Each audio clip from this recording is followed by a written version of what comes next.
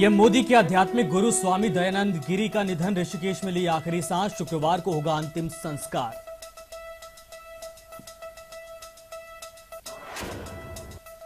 Ireland में मोदी का शानदार स्वागत, एंडा कैनी ने दिया अनोखा गिफ्ट। मोदी ने कहा, रिश्तों का लंबा इतिहास, शिक्षा तकनीकी में करेंगे सहयोग। डबलिन में आयरलैंड के बच्चों ने मोदी को चौंकाया, संस्कृत के श्लोक से पीएम मोदी का किया स्वागत। मोदी ने कहा, भारत में श्लोक से स्वागत होता तो सेकुलरिज्म पर उठता सवाल। बिहार चुनाव में महागठबंधन ने खेला जातीय अस्त्र, 242 सीटों में से 55% पर उतारा पिछड़े वर्ग के उम्मीदवार, आरएसएस पर भी बोला हमला। चुनावी मैदान में कूदे लालू के दोनों लाल, महुआ से तेज प्रताप तो राघोपुर से तेजस्वी ठोकेंगे ताल। दिल्ली एसीबी मांगेगी केजरीवाल से प्याज का हिसाब, सबसे बड़ा सवाल आखिर क्यों बिका 18 का प्याज 40 रुपए किलो। सिसोदिया ने कहा, हर जांच को है तैयार। गिरफ्तारी से बचने के लिए सोमनाथ भारती का आखिरी दाव, सुप्रीम कोर्ट में लगाई अग्रिम जमानत की अर्जी, पत्नी ने लगाया है उत्पीड़न का आरोप।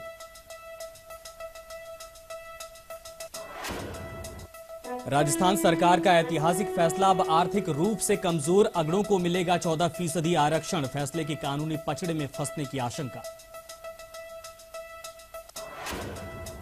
राहुल गांधी की छुट्टी पर बीजेपी ने कसा तंज, केंद्रीय मंत्री गिरिराज सिंह ने कहा, सम्मेलन में नहीं फिल्म देखने गए हैं अमेरिका राहुल गांधी। कैबिनेट मंत्री चौधरी बीरेंद्र सिंह का बड़ा बयान, कहा, एमपी और एमएलए का कार्यकाल हो 7 साल का।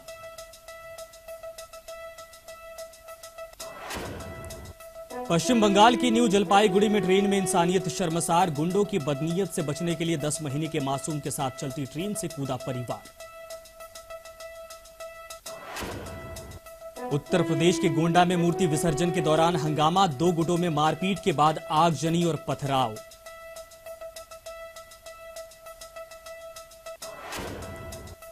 बिहार में कटिहार के मनिहारी में गंगा में समाया स्कूल, कटाव की वजह से मिटा पूरे गांव का अस्तित्व।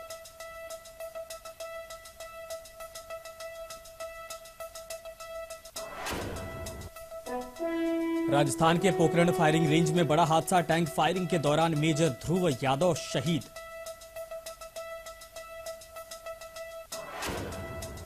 फोर्ब्स मैगजीन के 100 सबसे रईस भारतीयों की लिस्ट में मुकेश अंबानी सबसे ऊपर, करीब $19 बिलियन के साथ लगातार 90 साल बने नंबर 1। गणपति के दरबार में अपनी बेटी के साथ पहुंची ऐश्वर्या राय, सिद्धि विनायक मंदिर में भगवान बप्पा से मांगा फिल्म जज्बा के हिट होने का आशीर्वाद।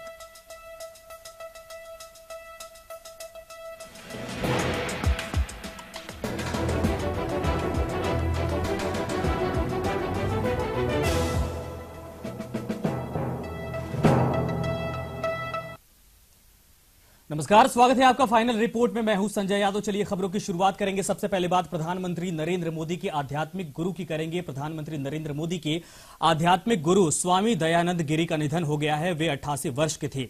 उन्हें कुछ दिन पहले ही ऋषिकेश के अस्पताल में भर्ती करवाया गया था। कुछ दिन पहले ही प्रधानमंत्री नरेंद्र मोदी भी स्वयं उनसे मिलने ऋषिकेश पहुंचे थे। बता दें कि स्थिति दयानंद आश्रम से रविवार सुबह करीब 11 बजे स्वामी दयानंद गिरी को हिमालयन हॉस्पिटल में भर्ती करवाया गया था। वो डायबिटीज से पीड़ित थे। देश भर में फैले उनके भक्त आज उनका अंतिम दर्शन करेंगे और शुक्रवार को उनका अंतिम संस्कार किया जाएगा।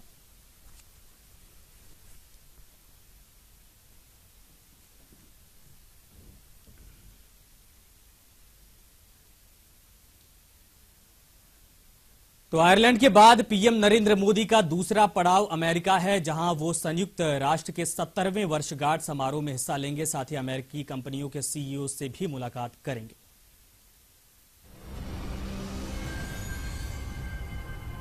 आयरलैंड के बाद पीएम नरेंद्र मोदी के विदेश दौरे का दूसरा पड़ाव अमेरिका है।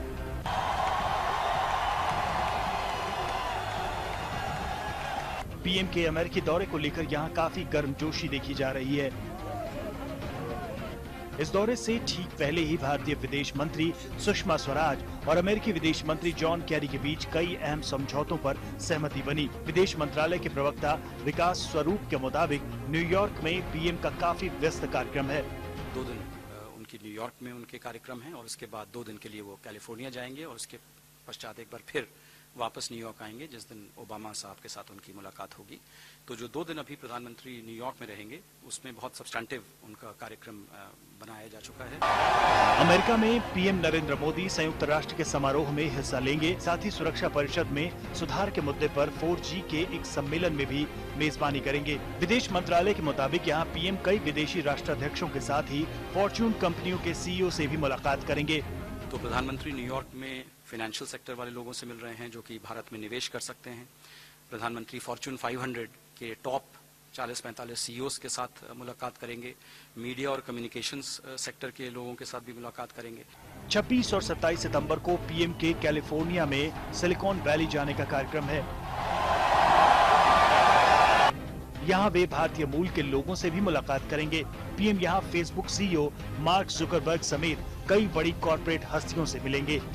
डिजिटल इंडिया और जो स्किल्स इंडिया हमारे फ्लैगशिप कार्यक्रम है उसमें किस तरह से हम साझेदारी बढ़ा सकें, और सबसे ही मिलेंगे वो सिलिकॉन वैली में फेसबुक से मिल रहे हैं, गूगल से मिल रहे हैं, माइक्रोसॉफ्ट से मिल रहे हैं, अडोबे से मिल रहे हैं। तो जितने भी जो टॉप टेक सेक्टर के लोग हैं उन सब से प्रधानमंत्री मुलाकात कर रहे हैं और हमें पूरी उम्मीद है कि इससे भारत में जितने भी हमारे फ्लैगशिप प्रोग्राम्स हैं उनको ज्यादा बहुत बल मिलेगा। 28 सितंबर को न्यूयॉर्क में पीएम मोदी की अमेरिकी राष्ट्रपति बराक ओबामा से मुलाकात का कार्यक्रम है। यहाँ पीएम अमेरिकी राष्ट्रपति के साथ शांति संबंधी शिखर सम्मेलन में हिस्सा लेंगे। पीएम की यात्रा ऐसे मौके पर हो रही है जब संयुक्त राष्ट्र अपनी 70वीं वर्षगांठ मना रहा है। इस मौके पर सुरक्षा परिषद में सुधार को लेकर चर्चा की संभावना है और पीएम मोदी इस मौके का भरपूर इस्तेमाल करना चाहेंगे। भारत में निवेश की संभावनाओं के साथ ही अमेरिका के साथ रक्षा और व्यापार संबंधी मुद्दों पर दोनों तरफ से ठोस पहल की संभावना है।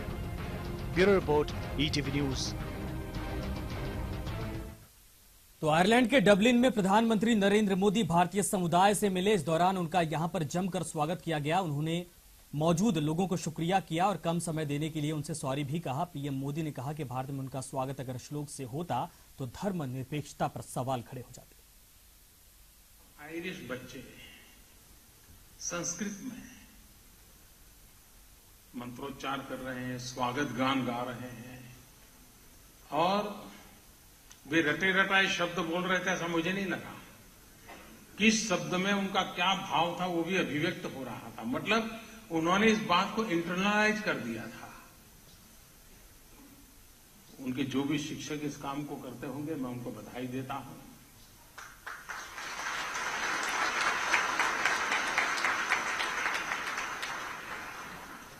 लेकिन ये खुशी की बात है, आयरलैंड में तो हम ये कर सकते हैं, लेकिन हिंदुस्तान में ऐसा कुछ करते तो पता नहीं।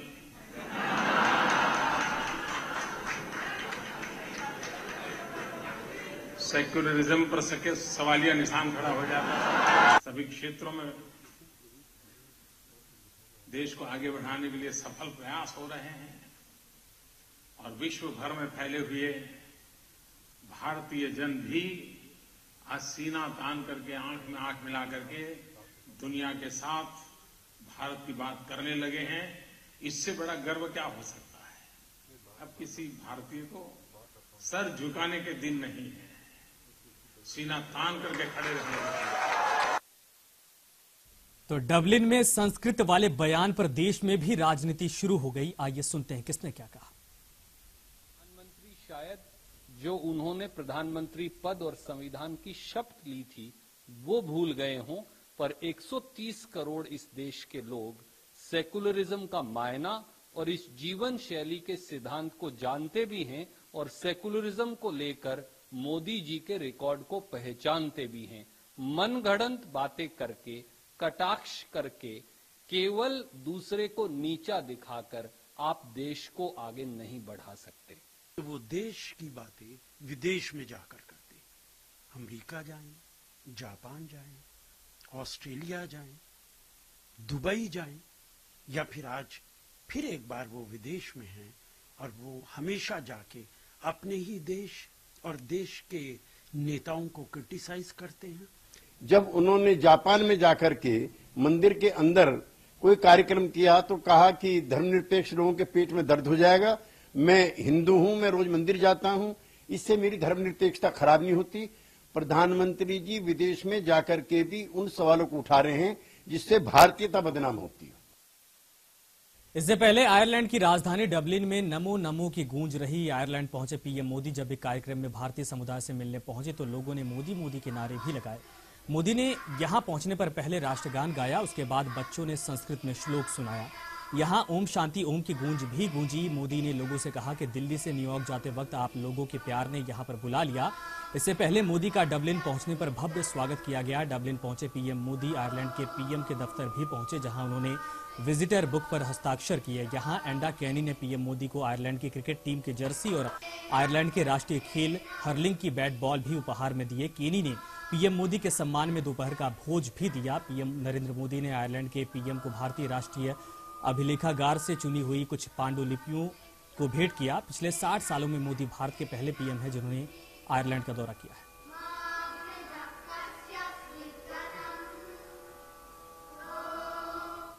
चलिए बढ़ते हैं आगे। राजनाथ सिंह चीन से सटी वास्तविक नियंत्रण रेखा के पास आईटीबीपी की एक चौकी में रात गुजारने वाले पहले गृह मंत्री बन गए। मौसम खराब होने के कारण जब हेलीकॉप्टर का उड़ान संभव नहीं हुआ तो राजनाथ सिंह लेह से 200 किलोमीटर दूर दुंगती की सीमा चौकी तक सड़क मार्ग से पहुंचने का फैसला लिया। दुंगती की ये चौकी चीन के साथ वास्तविक नियंत्रण रेखा से महज 3 किलोमीटर दूर है और सिंधु नदी के किनारे है। 7 घंटे के सफर के बाद यहां पहुंचे राजनाथ सिंह ने पूरी रात जवानों के साथ अस्थायी टेंट में बिताई और यहां तैनात आईटीबीपी के जवानों के साथ उनकी समस्याओं को जाना, साथ ही जवानों को समस्याओं को दूर करने का भरोसा भी दिया। यहां से लौटते समय राजनाथ सिंह ने संबंधित एजेंसियों से लंबित सड़क परियोजनाओं को भी जल्द से जल्द पूरा करने को कहा है। सुविधाएं बॉर्डर के ऊपर कैसी है और साथ ही साथ फोर्सेस का डिप्लॉयमेंट ये किस रूप में है, और मैं स्वयं भी किसी न किसी बीओपी पर रुक कर ये देखना चाहता था कि हमारे जवान किन परिस्थितियों में अपने कर्तव्य का निर्वाह कर रहे हैं, चाहे सेना हो चाहे अर्धसैनिक बल हो, अपनी जिम्मेदारी का निर्वाह कर। और अब बात बिहार के चुनावी महासंग्राम की करते हैं। नीतीश कुमार ने वो ब्रह्मास्त्र चला दिया है जिसके सहारे बिहार के महासंग्राम में जीत मिलती है। जिस ब्रह्मास्त्र से जीत की पटकथा लिखी जाती रही है, लेकिन बड़ा सवाल यह है कि क्या इस बार भी ये ब्रह्मास्त्र चलेगा या फिर विकास के नारे के सामने टाएं टाएं फिस हो जाएगा। नीतीश का पहला ब्रह्मास्त्र। जनरल कैटेगरी से 16% उम्मीदवार हमारे हैं। बैकवर्ड क्लासेज, मैं बैकवर्ड क्लासेज बोल रहा हूं, ओबीसी ईबीसी अलग करके नहीं, पूरे बैकवर्ड क्लासेज के 55% कैंडिडेट हैं। नीतीश का दूसरा ब्रह्मास्त्र। एससी एसटी के 16% उम्मीदवार हैं। मुस्लिम्स के माने माइनॉरिटी कम्युनिटी से 14% उम्मीदवार हैं। जाति वो ब्रह्मास्त्र है जिस पर बिहार में सियासत होती है, यहाँ के चुनाव में जीत मिलती है। नीतीश कुमार के बयान से भी साफ है कि उन्होंने उम्मीदवारों को टिकट देने में भी जातिगत समीकरण यानी सियासत के ब्रह्मास्त्र का पूरा ख्याल रखा है। दरअसल ये समीकरण उसी चुनावी गुड़ागलित का नतीजा है जो पहले भी बिहार में किसी भी पार्टी की जीत या हार तय करता आया है। नीतीश भी इसकी अहमियत से बखूबी वाकिफ है, सो उन्होंने भी लिस्ट जारी करने के साथ ही कह दिया कि टिकट देने में उन्होंने हर जाति हर समाज के लोगों को बराबर जगह दी है। इसमें हम लोगों ने समाज के सभी वर्गों का उचित प्रतिनिधित्व दिया है। महागठबंधन ने, सभी घटक दलों ने जो अपने अपने उम्मीदवार तय किए हैं उनको एक साथ मिलाकर उसका अगर विश्लेषण करेंगे तो आप पाएंगे कि समाज के हर तबके का, हर समुदाय का उचित प्रतिनिधित्व दिया गया है। नीतीश कुमार ने जो ब्रह्मास्त्र चलाया है उसमें सामान्य वर्ग के 16%, पिछड़ा वर्ग के 55%, SC ST कोटे के 15%, अल्पसंख्यक वर्ग को 14% और सभी वर्ग की महिलाओं को मिलाकर 10% उम्मीदवारों को जगह दी गई है। बिहार की सियासत में नीतीश और लालू से ज्यादा पकड़ किसी की नहीं है। और ये पकड़ है जातिगत समीकरण की वजह से, जिसे जोड़े रखने के लिए दोनों ने मिलकर एक साथ विरोधियों पर प्रहार कर दिया है। अब देखना यह है कि विरोधी खेमा इस ब्रह्मास्त्र का क्या तोड़ निकालता है। Shashi Bhushan, ETV news, Patna. तो बिहार में बीजेपी के स्टार प्रचारकों की लिस्ट में आडवाणी, जोशी और शत्रु के नाम ने लोगों को चौंका दिया है। वहीं राजनीतिक पंडितों की अगर माने तो इन तीनों के लिए यह आखिरी मौका है। फिर गरजेंगे आडवाणी, अपनी धुन से जनता को फिर रिझाएंगे जोशी। शत्रुघ्न भी विरोधियों को कहेंगे खामोश। बीजेपी के महारथियों की लिस्ट हुई तैयार। उन खबरों पर पूर्ण विराम लग गया है जिसमें कहा जा रहा था कि बीजेपी के स्टार प्रचारकों में लाल कृष्ण आडवाणी, मुरली मनोहर जोशी और हर दिल अजीज शत्रुघ्न सिन्हा को बिहार में चुनाव प्रचार करने का मौका नहीं मिलेगा। लेकिन अब जो खबर आई है उसके मुताबिक इन तीनों को चुनाव प्रचार करने का पूरा मौका मिलेगा। बीजेपी की तरफ से स्टार प्रचारकों की जो लिस्ट तैयार हुई है उसमें तीसरे नंबर पर लाल कृष्ण आडवाणी, चौथे स्थान पर मुरली मनोहर जोशी और 33वें नंबर पर बिहारी बाबू शत्रुघ्न सिन्हा को रखा गया है। इस लिस्ट में पहले स्थान पर प्रधानमंत्री नरेंद्र मोदी, दूसरे स्थान पर बीजेपी अध्यक्ष अमित शाह का नाम है। इनके अलावा लिस्ट में केंद्रीय गृह मंत्री राजनाथ सिंह, विदेश मंत्री सुषमा स्वराज, वित्त मंत्री अरुण जेटली, संसदीय कार्य मंत्री वेंकैया नायडू और मानव संसाधन एवं विकास मंत्री स्मृति ईरानी के साथ साथ मध्य प्रदेश के मुख्यमंत्री शिवराज सिंह चौहान और झारखंड के मुख्यमंत्री रघुबर दास का नाम भी शामिल है। गौर करने वाली बात यह है कि शत्रुघ्न सिन्हा जिस तरह से नीतीश कुमार से नजदीकियां बढ़ा रहे थे और पार्टी के खिलाफ बयानबाजी कर रहे थे, उससे ऐसा लग रहा था कि उनका पत्ता कटने वाला है, लेकिन ऐसा नहीं हुआ और बीजेपी ने विवाद से बचने के लिए उनसे रिश्ता बांधे रखा। Bureau report, ETV news. तो फिलहाल यहां रुकेंगे एक छोटे से ब्रेक के लिए, फौरन हाजिर होते हैं।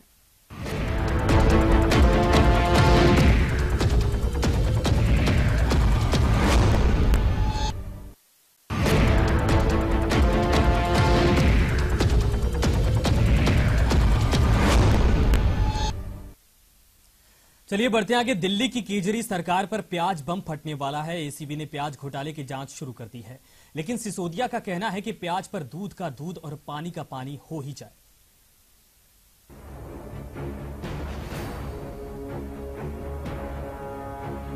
प्याज के आंसू रोएंगे केजरीवाल, एक एक प्याज का हिसाब लेगी एसीबी।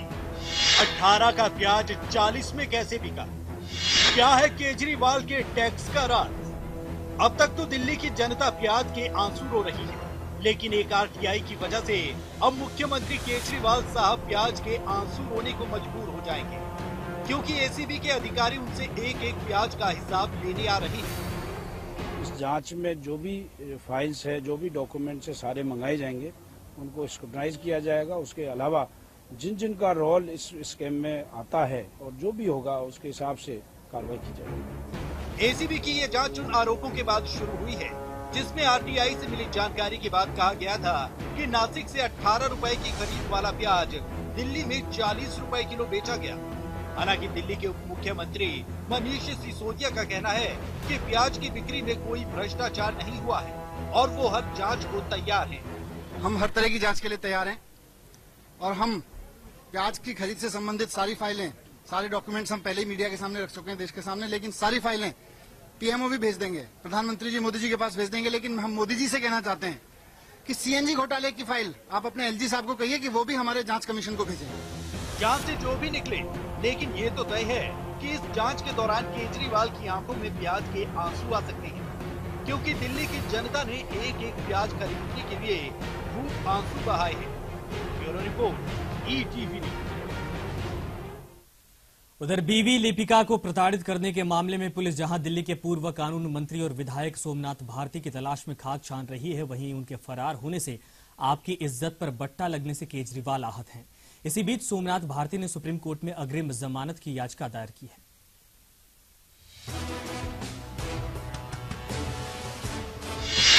जेल जाने से क्यों डर रहे हैं सोमनाथ? पार्टी और परिवार को शर्मिंदा कर रहे हैं। केजरी की सलाह, सरेंडर करें सोमनाथ।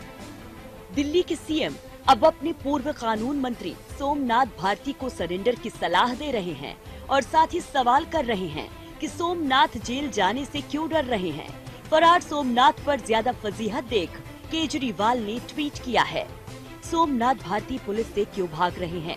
आखिर वो जेल जाने से क्यों डर रहे हैं? क्यों सरेंडर नहीं कर रहे हैं भारती? सोमनाथ आम आदमी पार्टी और अपने परिवार को शर्मिंदा कर रहे हैं। सोमनाथ को पुलिस जांच में सहयोग करना चाहिए। इधर ट्वीट में परिवार को शर्मसार करने की बात कही गई और उधर सोमनाथ भारती की बहन दिव्या स्तुति भाई की हिमायती बनकर आ गयी। केजरीवाल की इस राय को उनकी निजी राय बताया। सोमनाथ भाग नहीं रहे हैं, ये वकालत कर डाली। उनका कहना है कि पुलिस सोमनाथ भारती को गिरफ्तार कर उन्हें प्रताड़ित करना चाहती है। वो फिलहाल सुप्रीम कोर्ट में होने वाली सुनवाई का इंतजार करेंगे और सही वक्त आने पर पुलिस के सामने पेश भी होंगे। सोमनाथ पर घरेलू हिंसा का आरोप है। दिल्ली हाई कोर्ट से अग्रिम जमानत रद्द होने का बड़ा झटका लगा है।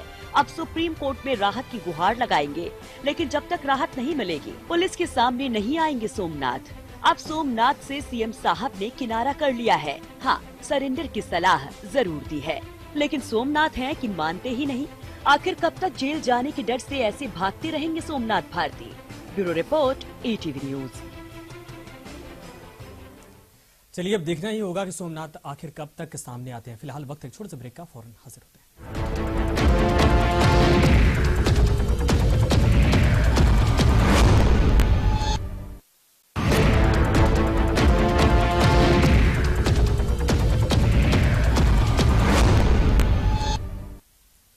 ब्रेक के बाद आप सभी का स्वागत है। चलिए बढ़ते हैं आगे। पश्चिम बंगाल में एक महिला ने इज्जत बचाने के लिए पूरे परिवार के साथ चलती ट्रेन से छलांग लगा दी।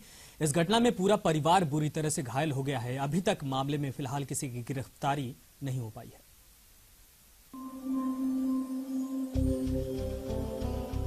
पश्चिम बंगाल में चलती ट्रेन में छेड़छाड़, इज्जत के लिए दांव पर लगी जिंदगी। परिवार समेत चलती ट्रेन से कूद गई महिला। महानंदा में महापाप। पश्चिम बंगाल में एक महिला छेड़छाड़ से परेशान होकर अपने पति और 10 महीने के मासूम के साथ चलती ट्रेन से कूद गई। ये वारदात दीमा स्टेशन के पास की है। बताया जा रहा है कि पीड़ित दंपति 10 महीने के बच्चे के साथ महानंदा एक्सप्रेस से गाजियाबाद से जलपाईगुड़ी जा रहे थे। जैसे ही ट्रेन पश्चिम बंगाल के दीमा स्टेशन के पास पहुंची, वहां जनरल डिब्बे में 10-12 बदमाशों ने महिला के साथ गलत हरकत शुरू कर दी।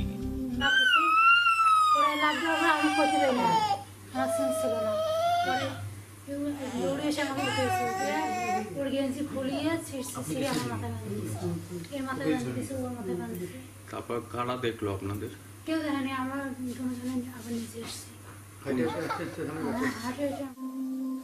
इस घटना में महिला, उसका बच्चा और पति तीनों घायल हो गए हैं और उनका इलाज रेलवे के अस्पताल में चल रहा है। पुलिस पूरे मामले की जांच में जुटी है, लेकिन इस मामले में अभी तक किसी की भी गिरफ्तारी नहीं हुई है। Bureau report, ETV news. तो चलिए बढ़ते हैं आगे। फोर्ब्स मैगजीन ने 100 सबसे अमीर भारतीय लोगों की लिस्ट जारी कर दी है। इस लिस्ट में फिर से पहली पोजीशन पर रिलायंस इंडस्ट्री के चेयरमैन मुकेश अंबानी है, जिनकी कुल संपत्ति 18.9 बिलियन $। है। ये लगातार 9वां साल है जब मुकेश अंबानी देश के सबसे रईस कारोबारी करार दिए गए हैं। इस लिस्ट में दूसरा number pharma magnate Dilip Sanghvi का है, जिनकी कुल संपत्ति 18 बिलियन $। है। सांघवी सन फार्मास्यूटिकल इंडस्ट्रीज के मालिक हैं। लिस्ट में तीसरा नाम विप्रो के अजीम प्रेमजी का है, जिनकी कुल संपत्ति 15.9 बिलियन $। है। लिस्ट में चौथा नंबर हिंदुजा ब्रदर्स का है, जिनकी कुल संपत्ति 14.8 बिलियन $। है, जबकि पांचवा नंबर पालून जी मिस्त्री का है, जिनकी कुल संपत्ति 14.7 बिलियन $। है।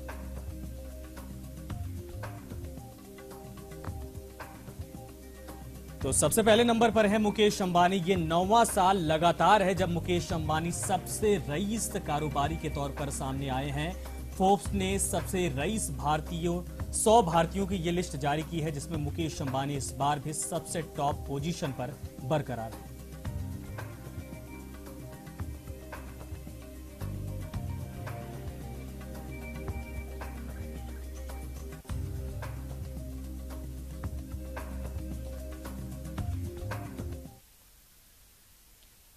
तो इसी के साथ फाइनल रिपोर्ट में फिलहाल इतना ही, लेकिन जाते जाते आपको छोड़ जाते हैं तिरछी नजर के साथ। नमस्कार।